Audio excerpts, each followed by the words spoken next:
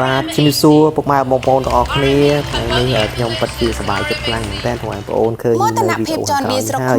នេះគឺជាភាពប្រជាជនកម្ពុជាមោទនភាពមួយសម្រាប់ខ្ញុំជាបុគ្គលិកផ្នែកមួយដែលស្ថិតនៅក្នុងក្រុមហ៊ុន AMA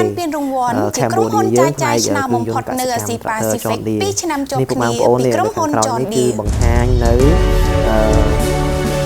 ភាពនិងរូបភាពវីដេអូដ៏អស្ចារ្យមួយដែលក្រុមហ៊ុនអាមេរិកដឹកនាំដោយជនជាតិខ្មែរមានកិត្តិយសនិងមោទនភាពយ៉ាងខ្លាំងក្នុងការទទួលបានពានរង្វាន់ ឆ្នាំ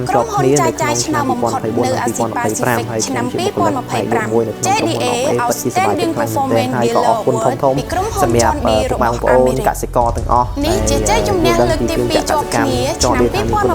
2024និង2025ដែលបញ្ជាក់ពីការខិតខំប្រឹងប្រែងរបស់ក្រុមការងារឆ្នាំនេះហើយខ្ញុំសង្ឃឹមថាពុកម៉ែបងប្អូនទាំងអស់គ្នានឹងបន្តប្រើប្រាស់ចនឌីបន្តទៀត